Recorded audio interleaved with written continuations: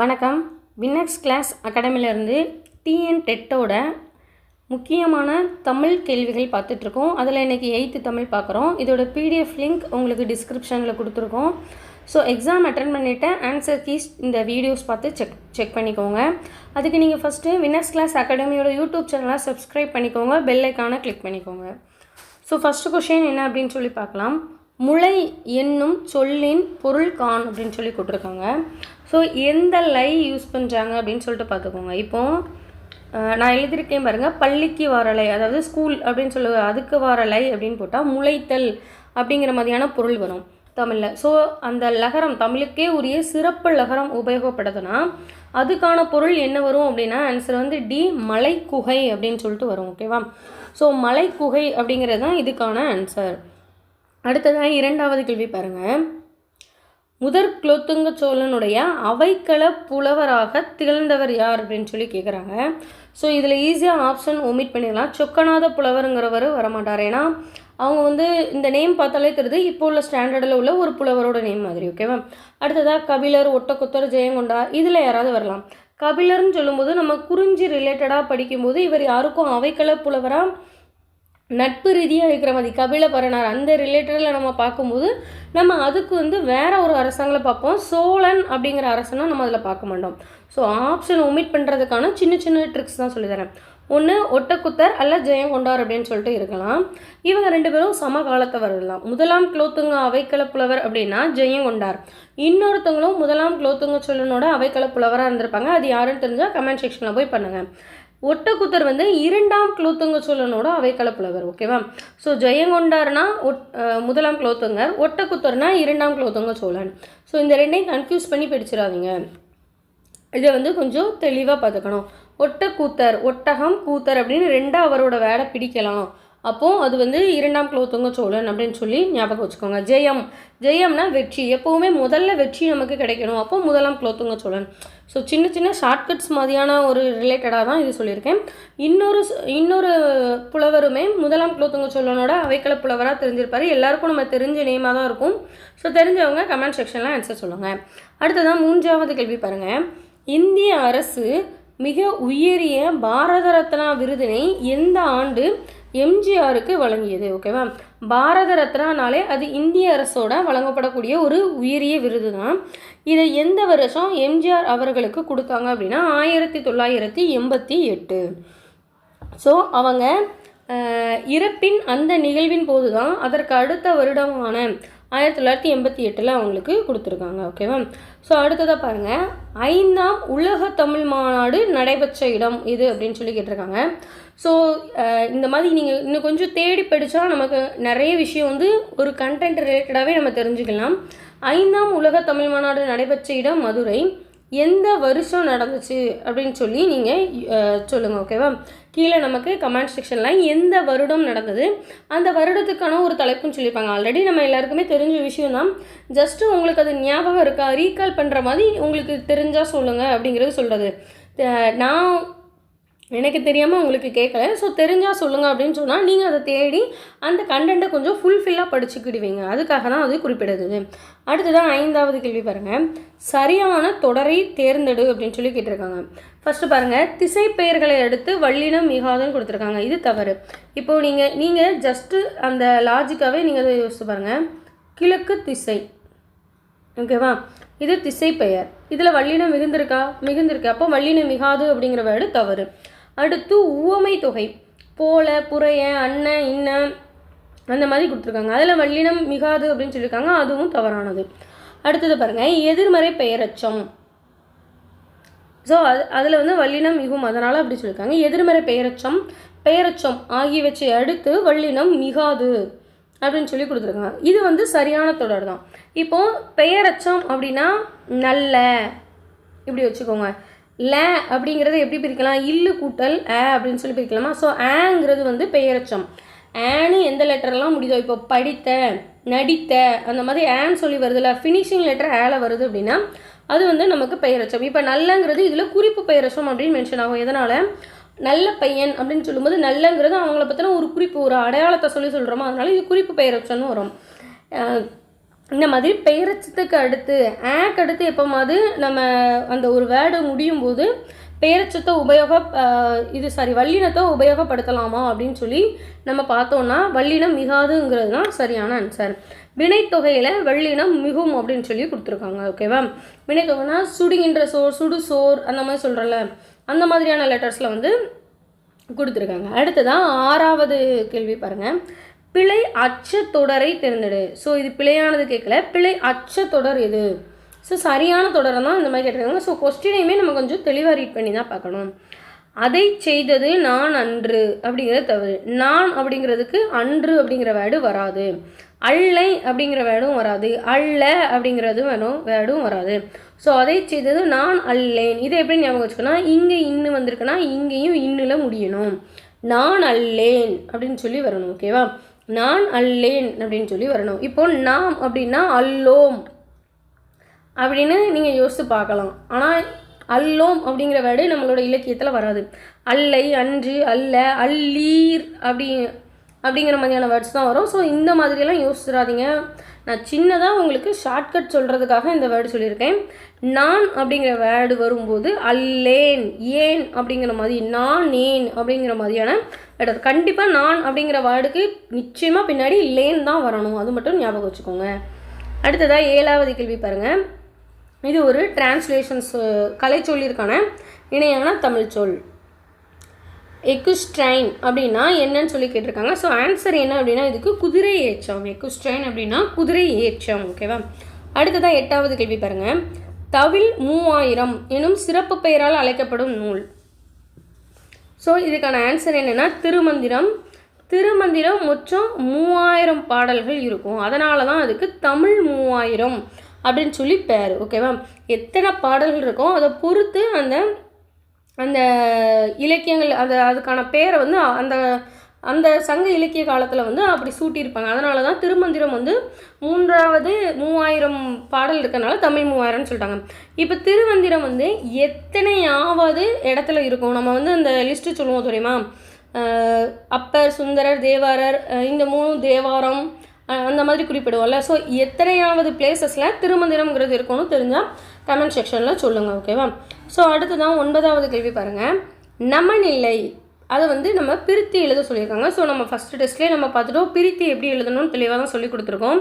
So பார்க்காதவங்க அந்த first 6th 7th இது பார்க்கும்போதே பார்த்துட்டு வந்துடுங்க அந்த வீடியோஸ். ஓகேவா?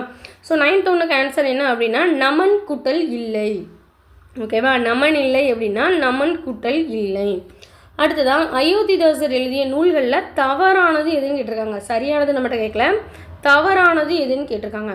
விவாக விளக்கம், புத்தர் சரித்திரப்பா, புத்தரது ஆதிவேதம், இது எல்லாமே சரிதான்.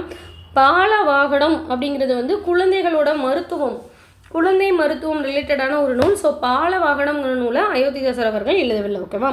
ஸோ இதில் பாலவாகடம்ங்கிறது தான் தவறானது. அடுத்ததாக 11வது கேள்வி பாருங்கள். வெண்பா இந்த ஓசைகள் வந்து எப்போவுமே நம்ம தெரிஞ்சிருக்கக்கூடிய ஒரு ரொம்ப இம்பார்ட்டண்டானது. எல்லா டிஎன் டெட்டன்லாம் இல்லை, நம்ம எந்த ஒரு எக்ஸாம் எலிஜிபிலிட்டி டெஸ்ட்டு நமக்கு நடக்கனாலே அதுக்கு நிச்சயமாக இந்த மாதிரியான இலக்கண பகுதிகளில் இந்த கேள்வி இருக்கும். ஓகேவா? ஸோ அதனால் இதை கொஞ்சம் தெளிவாகவே நோட் பண்ணி வச்சுக்கோங்க. சின்னதாக ஷார்ட்கட் மாதிரி சொல்கிறேன். ஓகேவா? வெண்பா அப்படின்னா செப்பல் ஓசை, இது வந்து நம்ம நார்மலாக ஞாபகம் வச்சுக்கிறது. ஆசிரியப்பன்னா அகவல் ஓசை. ஓகேவா? ஆசிரியர், அகவல் அப்படின்னு ஞாபகம். ஆசிரியர்கள் எப்பவும் என்ன செய்வாங்க? சத்தமாக பேசிகிட்டே இருப்பாங்க. அகவல்னா கூவுறது அப்படிங்கிற மாதிரியான ஒரு மீனிங்கில் தான் வரும். ஸோ சத்தமாக பேசிக்கிட்டே இருப்பாங்க. அதனால் ஆசிரியப்பா அப்படிங்கிறதுக்கு அகவல் ஓசை அப்படின்னு ஞாபகம். அடுத்ததாக பாருங்கள் களிப்பா. களிப்பாவை நம்ம எப்படி ஞாபகம் வச்சுக்கலாம்னா இந்த லீ. ஓகேவா? நம்ம நார்மலாக யூஸ் பண்ணுற லீ இல்லாமல், களித்தொகைக்கு வர லீ இல்லாமல் இந்த லீ உபயோகப்படுத்தணும். ஜஸ்ட்டு ஞாபகப்படுத்துறதுக்கு தான் சொல்கிறேன். இந்த களி அப்படிங்கிறதுக்கான பொருள் என்ன அப்படின்னா மகிழ்ச்சி அப்படிங்கிறது அர்த்தம். ஓகேவா? ஸோ மகிழ்ச்சி அப்படின்னு அர்த்தம். துள்ளல், நம்ம ரொம்ப மகிழ்ச்சியாக இருந்தால் எப்படி இருப்போம்? துள்ளி திரிவோம் அப்படிங்கிற மாதிரி.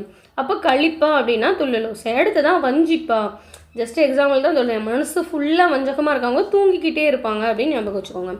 ஸோ ஆன்சர் என்னன்னு சொல்லி பாருங்கள். ஃபஸ்ட் ஒன்றுக்கு 3, அடுத்து 2. ஸோ இந்த 2 ஆப்ஷன்ஸ்லாம் ஏதாவது ஒன்று இருக்கும். களிப்பா அப்படின்னா துள்ளல் ஓசை, வஞ்சிப்பா தொங்கல் ஓசை. ஸோ ஆன்சர் என்ன அப்படின்னா டி ஆப்ஷன். ஓகேவா? ஸோ இந்த மாதிரி சின்ன சின்ன ட்ரிக் ஞாபகம் வச்சு போயிடுங்க, இன்னும் நல்லா பெட்டராகவே நமக்கு மைண்டில் இருக்கும். ஏன்னா நம்மளோட மூளை நம்ம படித்ததை 2 நாள் தான் ஞாபகம் வச்சுருக்கோம். எக்ஸாமுக்கு முன்னாடி நம்ம அதுக்கு தான் எல்லாருமே ரிவைஸ் பண்ணுங்க அப்படின்னு சொல்லுவாங்க. அடுத்ததாக 12வது கேள்வி பாருங்கள். ஒரு நாள் கழிந்தது என்ற சிறுகதையோட ஆசிரியர் யார் அப்படின்னு சொல்லி கேட்டிருக்காங்க. ஓகேவா, ஒரு நாள் கழிந்ததுங்களோட சிறுகதை ஆசிரியர் யார் அப்படின்னா புதுமைப்பித்தன். ஓகேவா, புதுமைப்பித்தன்கிறது ஞாபகம் வச்சுக்கோங்க. அடுத்ததாக 13வது கேள்வி பாருங்கள். காண முயல் எய்த அம்பினில் யானை பிழைத்தவேல் எய்தல் இனிது, இக்குறளில் பயின்று வந்துள்ள அணி எது அப்படின்னு சொல்லி கேட்குறாங்க. ஓகேவா, இது என்னென்னா இதோட விளக்கம் என்னவா இருக்குது அப்படின்னா, நம்ம வந்து ஒரு வேடன் இருக்கான், அந்த வேடன் வந்து முயலுக்கான அம்பை எய்தான், ஆனால் அதில் முயல் சிக்காமல் யானை சிக்கிடுது. யானை அவனை பொறுத்தவரை, வேடனை பொறுத்தவரை முயல் சிக்கினாலும் யானை சிக்கினாலும் அவனுக்கு லாபம் தான். அவன் முயலுக்கு குறி வைக்கிறத விட்டுட்டு பெரிய யானைக்கு குறி வைக்கணும் அப்படிங்கிறத தான் குறிப்பிட வராரு திருவள்ளுவர் அவர்கள். வந்து அதை தான் குறிப்பிட வராங்க. ஆனால் ஒன்று சொல்லி ஒன்று அதை பிரித்து சொல்கிறாங்க தெரியுமா. நீ முயலுக்கு அந்த குறியை வைக்கிறதுக்கு பதிலாக நீ அந்த யானைக்கு குறியை வச்சனா உனக்கு இதை விட பெட்டராக அது கிடைக்கும் அப்படிங்கிறத புரிய வைக்கிறாங்க. பிரித்து சொல்லி கொடுக்குறாங்கல்ல, அதனால் இது பேர் என்ன அப்படின்னா பிரிதி முறிதல் அடி. இந்த மாதிரியான கேள்விகள்லாம் எப்படி படிக்கணும்னா, உங்களுக்கு அந்த திருக்குறளோட பொருள் தெரிஞ்சால் மட்டும்தான் இதுக்கு இந்த ஆன்சர் வரும் அப்படிங்கிறத நம்மளால் எடுத்துக்க முடியும். ஊமையணி எடுத்துக்காட்டு ஊமையணி மட்டும்தான் எளிமையாக இருக்கிற மாதிரி இருக்கும், மற்ற எல்லாமே நம்ம தெரிஞ்சு படித்தா மட்டும்தான் ஈஸியாக இருக்கும். அடுத்ததாக 14வது கேள்வி. இதெல்லாம் நிச்சயமாக படித்து தெரிஞ்சிருந்தால் மட்டும்தான் உங்களுக்கு இந்த மாதிரியான குறளை வந்து நிறைவு செய்ததெல்லாம் முடியும். ஓகேவா, ஸோ பெருக்கத்து வேண்டும் பணிதல் சிறிய, சுருக்கத்து வேண்டும் உயர்வு. இங்கேயும் வேண்டும் வந்திருக்கு, இங்கேயும் வேண்டும் வந்திருக்கு. சின்னதாக ஞாபகப்படுத்தி வேணால் பார்க்குறதுக்கு இந்த மாதிரி வச்சுக்கலாம். மற்றபடி திருக்குறளை பொறுத்தவரை ஃபில்லப் வந்துச்சு அப்படின்னா நமக்கு கண்டிப்பாக நம்ம அதை படிச்சிருந்தால் தான் நம்மளால் அதை ஃபில் பண்ண முடியும். அடுத்ததாக 15வது கேள்வி பாருங்கள். என் மக்களுக்கு நியாயமாக என்ன கிடைக்க வேண்டுமோ அதற்காக போராடுவேன், அதே சமயத்தில் சுயராஜ்ய கோரிக்கைகளை முழு மனதுடன் ஆதரிப்பேன் என்று கூறியவர். இதில் இந்த மாதிரி மக்களுக்காக போராடுவேன், சுயராஜ்ய கோரிக்கைக்கு முழு மனதோட ஆதரிக்கேன் அப்படின்னு இந்த மாதிரி வந்துச்சு அப்படின்னால இதுக்கான ஆன்சர் யாராக இருக்கும்னா அம்பேத்கர். ஓகேவா, அம்பேத்கர் 3 வட்டமேசிய மாநாடுக்கு போயிருக்காரு. அங்கே என்னோடய மக்களுக்காக பேசுகிறேன் அப்படின்னு சொல்லிட்டு அப்போது நடந்து கொண்டே இருந்தால் ஆங்கிலேய வட்டமேசிய மாநாடுல பேசினார். அப்போது மக்களுக்காக எங்கே வேணாலும் குரல் கொடுப்பேன் அப்படிங்கிற மாதிரியான சென்டென்ஸ் நம்ம வருதுன்னா அம்பேத்கர் அப்படிங்கிறவங்கள நம்ம சூஸ் பண்ணிக்கலாம். அடுத்ததாக பாருங்கள் 16வது கேள்வி. 2 பொருள்களுக்கு இடையே உள்ள ஒற்றுமையையும் வேற்றுமையையும் கூறுவது. ஓகேவா, ஒற்றுமையும் அது சொல்லணும், வேற்றுமையும் அது சொல்லணும். இது ஷார்ட்டாக எப்படி ஞாபகம் வச்சுக்கலாம்னா வஞ்சி புகழ்ச்சியணி மாதிரி அதுக்கு ஆப்போசிட்டாக ஞாபகம் வச்சுக்கலாம். என்னென்னா ஆன்சர் வேற்றுமை அணி. வஞ்சி புகழ்ச்சியணி என்ன செய்யும், புகழ்வது போல பழிப்பது, பழிப்பது போல புகழ்வது அப்படிங்கிற மாதிரி சொல்லணும்.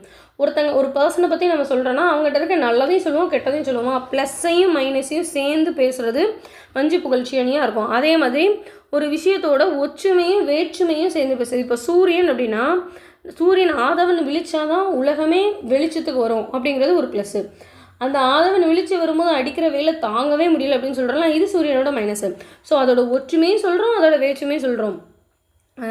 சூரியனுக்கு ரிலேட்டடாகவே தமிழ் அன்னையை குறிப்பிட்டு நமக்கு வந்து இதில் குறிப்பிட்டிருப்பாங்க. ஒரு பாடல் இருக்கும் நமக்கு, அந்த பாடல் ரிலேட்டடாக தான் இந்த டெஃபினிஷனே நமக்கு வந்திருக்கும். ஓகேவா, ஸோ அதுவுமே நம்ம தெரிஞ்சுக்கிட்டா தான் இதனால தான் இந்த கொஷின் கேட்டிருக்காங்க அப்படிங்கிறது நமக்கு புரியும். அடுத்ததாக 17வது கேள்வி பாருங்கள். சரியான சொற்றொடரை தேர்ந்தெடுத்து எழுதுக. ஸோ ஆப்ஷன்ஸ் பார்க்கலாம். இவைதான் எனக்கு பிடித்த நூல்கள், அது சரிதான். சிறுமி தமது கையில் மலர்களை வைத்திருந்தால், இது தவறு. எதனால்? தமது அப்படிங்கிறது பன்மையில் வரணும். ஓகேவா, சிறுமிங்கிறது ஒரு பொண்ணு ஒருமையில் வந்திருக்கு, அப்போ அதில் வந்து நமக்கு தமதுங்கிற வேர்டு தப்பு. இப்போ அடுத்தது பாருங்கள். கன்று தமது தலையை ஆட்டியது, இதுவும் தவறு. கன்றுங்கிறது ஒன்று தான், கன்று குட்டி இல்லை, கன்றுகள் அப்படின்னு மாடோட கன்றுகள்னு சொல்லும்போது பன்மையில் வந்தால் தான் நம்ம தமது யூஸ் பண்ணணும், அப்போ அதுவும் தவறு. அடுத்தது பாருங்கள். மாடுகள் தனது தலையை அசைத்தன, ஸோ இதில் பன்மையில் வந்திருக்கு, ஆனால் இங்கே ஒருமையில் வந்திருக்கு, ஸோ இது தவறு. இவை தாம் எனக்கு பிடித்த நூல்கள், இங்கே பன்மையில் வந்திருக்கு, தாம்ங்கிறதும் பன்மையில் மென்ஷன் ஆகிருக்கு, அதனால தான் அது நமக்கு சரியான தொடராக இருக்குது. ஓகேவா, அடுத்ததாக 18வது கேள்வி பாருங்கள். பாரதியாரை புதிய அறம்பாட வந்த அறிஞன் அப்படின்னு சொல்லி புகழ்ந்தவர் யாருன்னா பாரதிதாசன். ஸோ அதிகபட்சமாக பாரதியாரை புகழ்ந்தவர் யார் அப்படின்னு நம்ம பார்த்தோம்னாலே அது வந்து நம்ம பாரதிதாசனாக தான் இருக்கும். இந்த ஒரு கோட்ஸ் மட்டும் இல்லை, நம்ம ஸ்கூல் புக்ஸில் நிறைய கோட்ஸ் இருக்குது, அதையும் நீங்கள் நோட் பண்ணி வச்சுக்கோங்க. அடுத்ததாக பாருங்கள் 19வது கேள்வி. கண்ணெழுத்துப்படுத்த எண்ணு பல்பொதி இவ்வரிகள் இடம்பெற்ற நூல். ஸோ அந்த காலத்தில் கண்ணெழுத்து அப்படிங்கிற எழுத்தை வச்சு தான் நம்ம தமிழ் இருந்தது அப்படின்னு சொல்லுவாங்க. ஸோ அது ரிலேட்டடாக ஒரு வரி வந்திருக்கு. அது என்னென்னா சிலப்பதிகாரம். நம்ம ஸ்கூல் புக்கிலே கண்ணெழுத்துப்படுத்த அப்படின்னு வரி வந்தாலே சிலப்பதிகாரம்னு எடுத்துருங்க. எந்த டெஸ்ட்டாக இருந்தாலுமே நீங்கள் இந்த கொஸ்டினை அட்டன் பண்ணும்போது அது சிலப்பதிகாரம் அப்படின்னு தெரிஞ்சுக்கோங்க. அடுத்து நான் 20வது கேள்வி பாருங்கள். கீழ் இதழும் மேல்வாய் பல்லும் இணைவதால் பிறக்கும் எழுத்து. ஸோ இந்த மாதிரி கொஸ்டின் வந்து ரொம்ப ஈஸியான கொஸ்டின். இதை வந்து நீங்கள் ஜஸ்ட்டு ட்ரை பண்ணி பார்த்தே இந்த கொஸ்டின்ஸ்லாம் ஆன்சர் சொல்லிடலாம். இம் 2 உதடும் ஒட்டிக்குது, அப்போ இது கிடையாது. இப் 2 உதடும் ஒட்டிக்கிடுது, இதுவும் கிடையாது. ஈ 2 உதடும் ஒட்டவே இல்லை, அப்போ இது கிடையாது. இவ்வுன்னு சொல்லும்போது நம்ம மேல்வாய் பல்லு வந்து கீழ்வாய் இதழில் வந்து நமக்கு இடிக்குது, அப்போ ஆன்சர் என்ன அப்படின்னா இவ். ஓகேவா? அடுத்ததாக சரியான மரபு சொல் கேட்டிருக்காங்க. ஸோ மரபு தொடர்கள் இது நம்ம அன்றாடம் உபயோகப்படுத்தி கொண்டு இருக்கக்கூடியது தான். ஓகேவா? ஆ அப்படின்னா ஆடையும் சொல்லலாம், மாடையும் சொல்லலாம், ரெண்டையும் சேர்த்து குறிக்கிறது தான் ஆ அப்படின்னு சொல்லுவாங்க. ஆ நிறை, அப்போ 2 ஆப்ஷன் இருக்குது, ஏயும் இருக்குது பியும் இருக்குது. பால், பாலக்குடி அப்படின்னு சொல்ல மாட்டாங்க, பால் பருகு அப்படி தான் சொல்லுவாங்க. இதுதான் நம்மளோட தமிழ் மரபு. ஓகேவா? ஸோ ஆன்சர் என்ன அப்படின்னா ஆ நிறை பால் பருகு. அடுத்ததான் 22வது கேள்வி பாருங்கள். விலங்குகளோட இளமை பெயர்களில் சரியானது. யானை, யானைன்னு சொன்ன உடனே நம்ம யானைக்குட்டி, நம்ம நார்மலாக பேசிகிட்டே இருப்போம் யானைக்குட்டி யானைக்குட்டின்னு, அப்படி எடுத்துடக்கூடாது. யானைனா கன்று. ஓகேவா? யானை அப்படின்னா கன்று. அடுத்ததாக 23வது கேள்வி பாருங்கள். வாணிதாசன் எழுதிய நூல்களில் சரியானது எது அப்படின்னு சொல்லி கேட்டிருக்காங்க. வாணிதாசன் எழுதினதில் தொடுவானம் அப்படிங்கிறது தான் சரியானது. ஓகேவா? ஆகாயத்துக்கு அடுத்த வீடு. இந்த கொஸ்டின்ஸ்லாம் நான் எப்படி ப்ரிப்பேர் பண்ணுவேன் அப்படின்னா, ஆகாயத்துக்கு அடுத்த வீடு மேத்தாவோட வீடு, நான் இப்படி தான் படிச்சிருக்கேன். ஸோ அதே மாதிரி சின்னதாக ஒரு ஷார்ட்கட்டும் உங்களுக்கு சொல்லித்தரேன். ஓகேவா? ஆகாயத்துக்கு அடுத்த வீடு எப்போவுமே ஆகாயத்துக்கு அடுத்த வீடு மேத்தாவோட வீடாக தான் இருக்கும். ஸோ நமக்கு ஆத்தரும் ஞாபகம் வந்துடும், அந்த நூல்களும் நமக்கு ஞாபகம் வந்துடும். ஓகேவா? அடுத்ததாக 24வது கேள்வி பாருங்கள். உலக வனவிலங்கு நாள் எப்போது கொண்டாடப்படுகிறது அப்படின்னு சொல்லி கேட்டிருக்காங்க. ஸோ இந்த மாதிரி நிறைய டேட் வந்து நம்ம ஸ்கூல் புக்ஸில் நமக்கு நிறையவே ரெஃபரன்ஸ் கொடுத்துருக்காங்க. இதெல்லாம் தனியாக ஒரு பேப்பரில் ஹிண்ட் மாதிரி எடுத்து வச்சுட்டு அதுக்கப்புறம் படிங்க, அப்போ தான் ஈஸியாக இருக்கும். ஸோ ஆன்சர் என்ன அப்படின்னா October 6. ஓகேவா? அடுத்தது பாருங்கள். வினைமுச்சுக்கு உரிய வேர் சொல்லை எழுதுக. வேர் சொல் நேற்றே சொல்லிக் கொடுத்தேன். வேர் சொல் லாஸ்ட்டு 6th 7th நம்ம படிக்கும்போதே பார்த்தோம். வேர் சொல் எப்படி படிக்கணும்னா, ஒரு கட்டளை சொல்லாக இருக்கணும், ஒரு ஏவல் சொல்லாக இருந்தால் அதுதான் என்னது வேர் சொல். இப்போ பயின்ற வந்திருக்கு, ஸோ இது பெயரச்சமாக இருந்திருக்கும், வேர் சொல் இல்லை. பயில், இது ஒரு கட்டளை சொல்லாகவும் இருக்குது, ஏவல் சொல்லாகவும் இருக்குது. ஸோ பயில் அப்படிங்கிறது தான் இதுக்கு சரியான பதில். ஓகேவா? அடுத்ததாக 26வது கேள்வி பாருங்கள். கூறு என்னும் வேர் சொல்லு. கூறுங்கிறது ஒரு வேர் சொல்லு தான். அதோட வினை முச்சு என்ன அப்படின்னு சொல்லி கேட்டிருக்காங்க. வினை முச்சுனா அந்த வினை, அந்த செயலே முடிஞ்சு போய் இருக்கணும். ஓகேவா? அந்த மாதிரி ரிலேட்டடாக இருக்கக்கூடிய ஒரு வேர்டை தான் எடுக்கணும். ஓகேவா? கூறல் அப்படின்னா அதில் தான் நமக்கு என்ன செஞ்சுருக்கு அப்படின்னா வினை முற்றி இருக்குது. ஓகேவா? கூறல் அப்படின்னு சொல்லும்போது எதனால் அப்படின்னு சொன்னால், இப்போ பாருங்கள், கூறி அப்படின்னா அப்போது இனிமேல் தான் அவங்க கூற போகிறாங்க. அந்த மாதிரி கூறுக அப்படின்னா நீ சொல்லு அப்படின்னு கேட்குற மாதிரி. கூறியேன்னா ஆப்போசிட்டில், அதாவது எதிர்காலத்தில் நடக்கக்கூடிய விஷயம் இல்லை பாஸ்ட்டில் நடக்குது. இந்த 2 விஷயம் பேசும்போது தான் கூறியங்கிறத பயன்படுத்த முடியும். கூறல் அப்படின்னு சொல்லும்போது அவன் கூறினான் அப்படின்னு சொல்கிறல, அந்த மாதிரி மீனிங் வந்து கூறல் அப்படிங்கிற இதில் தான் நமக்கு வினை முடியும். ஓகேவா? ஸோ அந்த மாதிரி நம்ம சூஸ் பண்ணி எடுக்கணும் இதில். அடுத்ததாக 27th கொஸ்டின் பாருங்கள். இன்னோசை. இன்னோசைனா இனிமையான ஓசைன்னு பொருளாக, அப்போ இனிமை கூட்டல் ஓசை அப்படின்னு நமக்கு அது பிரியணும். ஓகேவா? அடுத்ததாக 28வது கேள்வி பாருங்கள். கல் ஓடா கால்வல் நெடுந்தேர் கடல் ஓடும் நாவாயும் கடல் ஓடா நிலத்து. இந்த குறளில் பயின்று வந்துள்ள அணி எது அப்படின்னு சொல்லி கேட்குறாங்க. ஓகேவா? ஸோ இதுக்கான ஆன்சர் என்னென்னா, இதுக்கும் பிரிது முறிதல் அணி தான் ஆன்சர். ஸோ நம்ம முன்னாடியே இப்போ கொஞ்சம் நேரத்துக்கு முன்னாடி தான், ஒரு 5 மினிட்ஸ்க்கு முன்னாடி தான் பார்த்துருப்போம் இன்னொரு பிரிது முறிதல் அணியோட ஒரு குறள் பார்த்தோம். அந்த குறள் இப்போ இந்த கொஸ்டினை ரீட் பண்ணும்போது உங்களுக்கு உடனே ஞாபகம் வருதுன்னா கமெண்ட் செக்ஷனில் போய் பண்ணுங்கள். அப்போ தான் உங்களோட லெவல் ஆஃப் வீடியோ எக்ஸ்ப்ளனேஷன் பார்க்குறது ஒரு பக்கம் இருந்தாலும், நீங்கள் ஸ்டடீஸ் அப்படிங்கிறதுல எந்த அளவுக்கு உங்கள் மைண்டில் அந்த லெசன்ஸ்லாம் நின்றுருக்கு அப்படிங்கிறது அப்போ தெரியும் நமக்கு. ஓகேவா? ஸோ ஜஸ்ட்டு உங்களை நீங்களே செக் பண்ணிக்கிற ஒரு பிளேஸஸாக இதை பார்த்துக்கோங்க. அடுத்ததான் 29வது கேள்வி பாருங்கள். பொருட்பாலில் பகுக்க இயலாத இயல், பகுக்க பெறாத இயல் எது அப்படின்னு சொல்லி கேட்டிருக்காங்க. ஓகேவா? பொருட்பாலில் பகுக்க பெறாத இயல். கொஸ்டினை தெளிவாக பார்த்துக்கோங்க.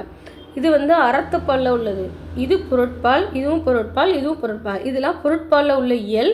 பகுக்கப்பெறாத இயல் அப்படின்னா பொருட்பாலில் இல்லாதது எதுன்னு கேட்குறாங்க. ஸோ பாயிரவியல்.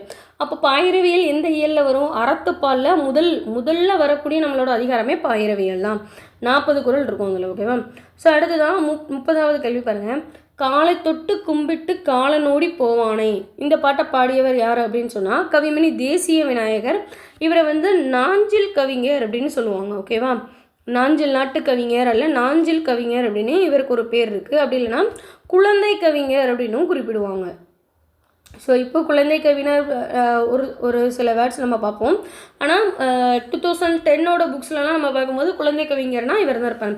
எதனால் நாஞ்சில் கவிஞர்னு சொல்கிறாங்க அப்படின்னா கன்னியாகுமரி அந்த பிளேஸில் பிறந்திருப்பாங்க. கன்னியாகுமரிங்கிற அந்த ஊரை முன்னாடி சங்க இலக்கியங்களில் ஃபுல்லாக நாஞ்சில் நாடு அப்படின்னா மென்ஷன் பண்ணியிருப்பாங்க. ஸோ அதனால தான் நாஞ்சில் கவிஞர் அப்படின்னு இவருக்கு பேர். ஸோ இந்த மாதிரியான லைன்ஸ் நமக்கு இந்த மாதிரி லைனை கொடுத்து இதே மாதிரியே கொஸ்டின் கேட்பாங்க எலிஜிபிலிட்டி டெஸ்ட்லையுமே.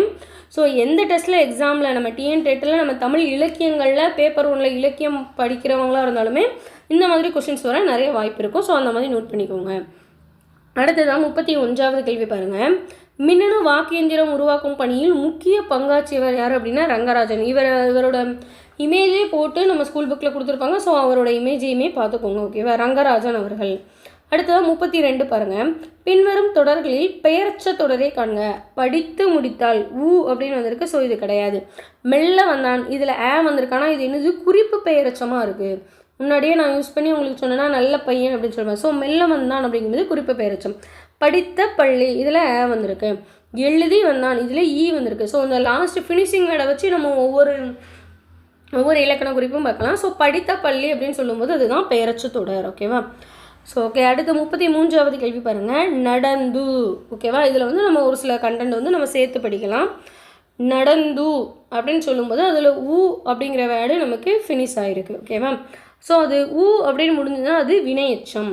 அடுத்தது பேசிய வந்திருக்கு, அது பெயரச்சம். ஓகேவா? அடுத்து எடுத்தனன் உண்டான். ஓகேவா? எடுத்தனன் உண்டான் சொல்லும்போது முடிஞ்சிச்சு, அந்த வினை நமக்கு முடிஞ்சிட்டு. எடுத்தனன் அதாவது பின்னாடி வரக்கூடிய உண்டான் எடுத்தான்னு சொல்ல முடியாது. நம்ம அவன் எடுத்தான் உண்டான் அப்படின்னு சொல்கிறோமா, அந்த எச்சம் இது ஒரு எச்ச வினைன்னு சொல்லலாம். ஸோ இந்த எச்சம் நமக்கு முடிஞ்சிச்சு, அதனால் இது முச்செச்சம். பெரிய, இது பெயரச்சம் தான். ஆனால் பெரிய, நல்ல, சிறிய இந்த மாதிரி வரக்கூடிய வேர்டு எல்லாமே ஒரு குறிப்பை சொல்லி ஒரு அடையாளத்தை மென்ஷன் பண்ணி வருது. அப்போ இது குறிப்பு பெயரச்சம். ஸோ ஃபஸ்ட்டு ஒன்றுக்கு ஆன்சர் என்னென்னா 4, அடுத்து செகண்ட் ஒன்றுக்கு ஆன்சர் 3, தேர்ட் ஒன்றுக்கு answer first. So option B இதுதான் ஆன்சர். ஓகேவா? ஸோ இந்த மாதிரி இந்த மாதிரி வரக்கூடிய வேர்டை வச்சு நம்ம இலக்கண குறிப்பு ஈஸியாக அறிஞ்சிக்கலாம். ஓகேவா? தெரிஞ்சுக்கலாம். அடுத்ததான் 34வது கேள்வி பாருங்கள். உவமை தொடரோட பொருளை காண். விழலுக்கு இறைத்த நீர் போல. ஓகேவா? என்ன சொல்லியிருக்காங்க? விழலுக்கு இறைத்த நீர். விழலுக்கு இறைத்த நீர்னா அந்த இப்போ எக்ஸாம்பிளுக்கு சொல்கிறேன், ஒரு கிணறு இருக்குது, அந்த கிணத்துக்குள்ளே தண்ணியே இல்லை. ஆனால் நீ போட்டு அந்த முன்னாடி கப்பி வச்சு இழுப்பாங்களா, அந்த மாதிரி வாளியை உள்ள போட்டு இழுக்கு. ஏதாவது பயன் இருக்கா? தண்ணியே இல்லாத கிணத்துல என்னத்தை போய் எடுக்க போகிறேன்? ஸ்டார்ட்டாக சொல்லுவாங்க, ஆளே இல்லாத கிடைக்கும், ஏன் டீ ஏற்றிட்டு இருக்கேன். அது மாதிரி ஒரு பயனற்ற செயல் அது. ஸோ உவமை தொடரை ஞாபகம் வச்சுக்கிறதுக்காக இந்த மாதிரி சின்ன சின்ன எக்ஸாம்பிள்ஸ் மாதிரி சொல்கிறேன். ஓகேவா? ஸோ அடுத்ததான் 35வது கேள்வி பாருங்கள். சரியான ஊமை தொடரை கொண்டு நிரப்புங்க. செய்தி இதழ்களை படிக்காமல் பாடநூல்களோடு மட்டுமே உறவாடும் மாணவர்கள் உலகில் அறிவின்றி வாழ்கிறார்கள். எந்த மாதிரியான ஊமையை இதில் பயன்படுத்தலாம் அப்படின்னு சொல்லி கேட்டிருக்காங்க. அச்சாணி இல்லாத தேர் போல, கண்டிப்பாக அது கீழே விழுந்துடும். உடலும் உயிர் போல, நட்புக்கு சொல்லலாம்.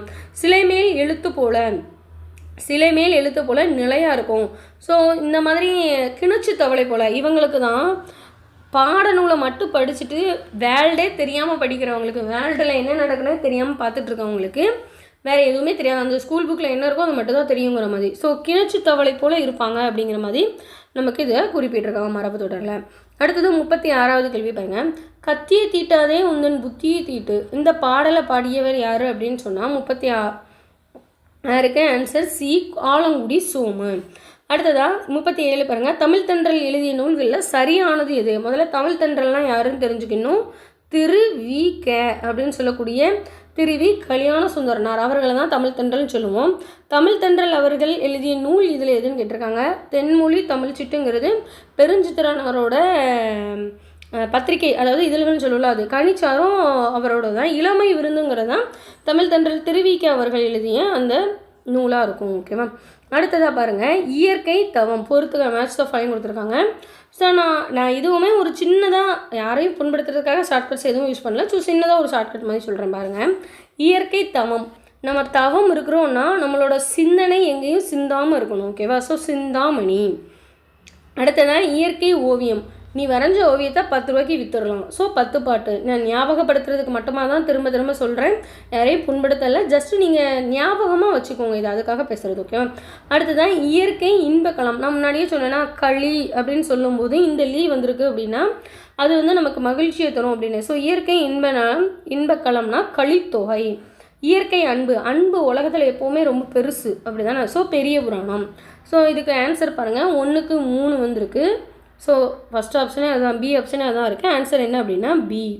3 4 1 2. ஸோ சின்ன சின்ன ஷார்ட்கட் மாதிரி வச்சாலும் இது நமக்கு ஞாபகம் இருக்கும். அடுத்ததான் 39வது கேள்வி பாருங்கள், கிழமை பொருள்களில் வரக்கூடிய வேற்றுமை எது அப்படின்னு சொல்லி கேட்டிருக்காங்க. ஓகேவா? கிழமை பொருள் எதில் வரும் அப்படின்னா 6ஆம் வேற்றுமை. இது வந்து உங்களுக்கு 2லேருந்து 8வது வர 8க்கு வந்து 8வது வேற்றுமைக்கும் கிடையாது, 2லேருந்து 7வது வேற்றுமை வர வரக்கூடிய எல்லாத்துக்குமே நம்ம படிக்கணும். 1க்கும் 8க்கும் மட்டும் நமக்கு பகுதி விகுதி அந்த மாதிரி இது வந்து மென்ஷன் ஆகிருக்காது. ஸோ இந்த அது உள்ளே இருக்க டெஃபினிஷன் அதோட படிச்சிங்கன்னா தான் உங்களுக்கு இது ஞாபகம் இருக்கும்.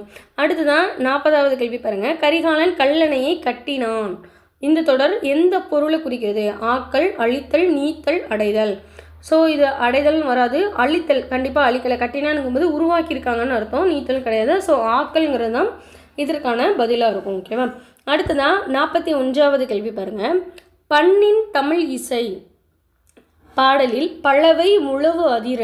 ஓகேவா?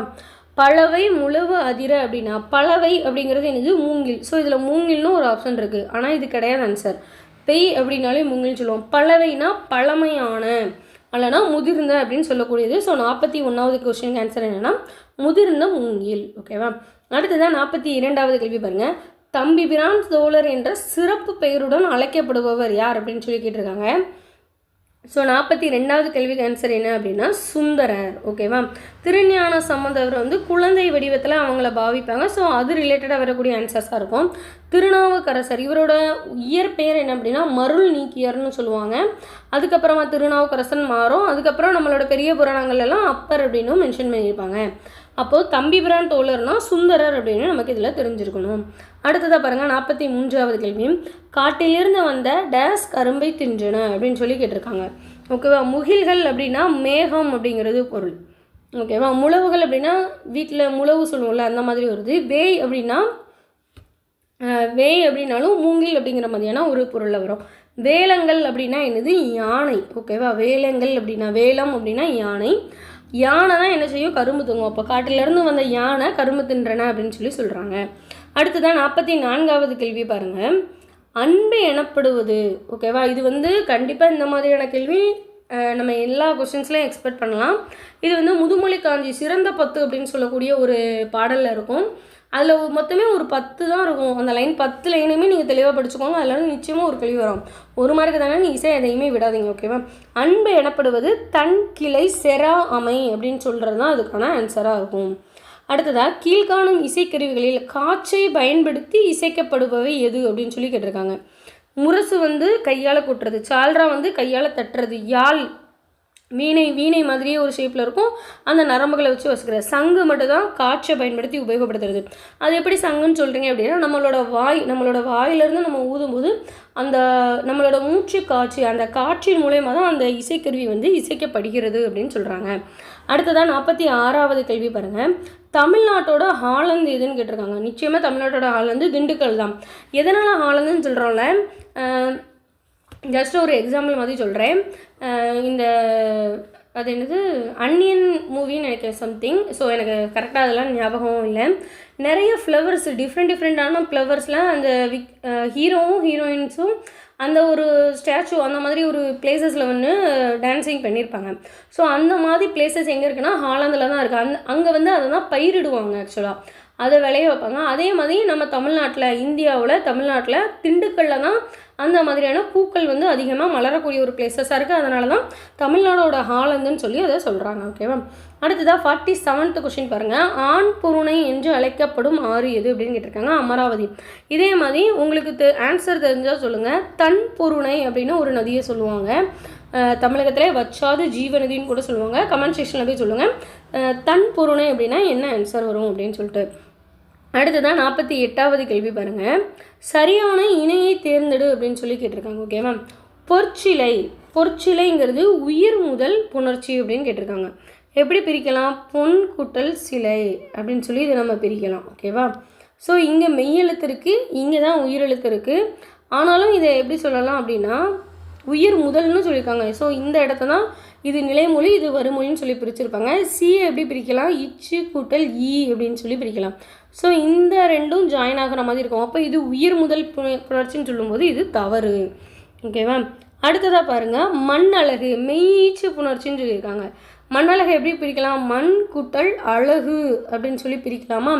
ஸோ இது நிலைமொழி, இது வருமொழி. இங்கே மெய் தான் முதல்ல இருக்குது. ஓகேவா? உயிரெழுத்து வருமொழியில் தான் இருக்குது. அப்போ இது மெய்யீச்சு புணர்ச்சி சரிதான். ஓகேவா? அடுத்ததாக 48ல் சி பாருங்கள். விற்கொடி. இது எப்படி பிரிக்கலாம்? வில் கூட்டல் கொடி அப்படின்னு சொல்லி தானே பிரிச்சிருப்பாங்க. ஸோ இதில் வந்து இரு இல்லா மாறி இருக்குது. ஸோ இது திரிதல் விகாரம் தான் இதில் நடைபெற்றிருக்கு. ஸோ இதுவும் தவறு. ஓகேவா? அடுத்ததான் மனமகிழ்ச்சி. ஓகேவா? மனமகிழ்ச்சி எப்படி பிரிக்கலாம்? மனம் கூட்டல் மகிழ்ச்சி இப்படி தானே பிரிக்கலாம். ஸோ இப்படி பிரிக்கும்போது இதை நம்ம ஜாயின் பண்ணும்போது மனமகிழ்ச்சின்னு எழுதும். விகாரம் கெட்டுரும். அப்போது இந்த விகாரம் கெட்டுச்சு அப்படின்னா இதில் வந்து தோன்றல், நம்ம பிரிக்கும் போது தோன்றல் ஒன்று நடைபெறுது, ஆனால் சேர்க்கும் போது நமக்கு தோன்றல் நடைபெறலை. ஸோ இது வந்து தோன்றல் விகாரம் அப்படின்னு சொல்லலாம். ஸோ இதுக்கு எப்படி கொடுத்துருக்காங்க? இந்த ரெண்டுக்கும் ஆப்போசிட்டாக கொடுத்துருக்காங்க. மண்ணழகுங்கிறத எப்படி புணர்ச்சி விதியில் பிரிக்கலாம் அப்படின்னு சொல்லி காட்டியிருக்கேன். ஓகேவா? எக்ஸ்பிளனேஷன் பார்த்துக்கோங்க. அடுத்ததாக 49th கொஸ்டின் பாருங்கள். முதலை கண்ணீர் மரபு தொடரான பொருளை கண்க. முதலை கண்ணீர் அப்படின்னா பொய்யா அழுகிறது, நமக்கு வலிக்கவே செய்யாது, ஆனால் அழுவல்ல டீச்சர்ஸ் அடிச்சிட்டாங்கன்னா. ஸோ அதுதான் என்னதுன்னா முதலை கண்ணீர். அடுத்ததான் 50வது கேள்வி பாருங்கள். டேர்னிங் என்ற ஆங்கில சொல்லுக்கு இணையான தமிழ் சொல் எது அப்படின்னு சொல்லி கேட்டிருக்காங்க. ஸோ தோல் பதனிடுதல் அப்படிங்கிறது அதுக்கான ஆன்சர். ஸோ இன்றைக்கி நம்ம பார்த்தது 8th தமிழில் இம்பார்ட்டண்டான 50 கேள்விகள் நம்ம பார்த்துருக்கோம். பிடிஎஃப் லிங்க்கு கீழே இருக்கும் டிஸ்கிரிப்ஷனில் உங்களுக்கு. நீங்கள் டெஸ்ட் எழுதி பார்த்துட்டு ஆன்சர்ஸும் நீங்கள் எக்ஸ்ப்ளனேஷன்ஸும் வந்து பார்க்கலாம். ஸோ உங்களோட ஃப்ரெண்ட்ஸுக்குமே எதாவது ஷேர் பண்ணுங்கள். அடுத்தடுத்த அப்டேட்ஸ்க்கு இன்னும் 9th பார்க்க போகிறோம், 10th பார்க்க போகிறோம். எக்ஸாம் முடிகிறதுக்கு முன்னாடியே எல்லாமே நம்ம அப்டேட்டடாக பார்த்துருப்போம். ஸோ இந்த அப்டேட்டட் கலெக்ஷன்ஸும் நீங்கள் கண்டினியூவாக பார்க்கணுன்னா வினஸ் கிளாஸ் அகாடமியோட யூடியூப் சேனலை சப்ஸ்கிரைப் பண்ணி வச்சுக்கோங்க. பெல் ஐக்கானை கிளிக் பண்ணிக்கோங்க. நன்றி, வணக்கம்.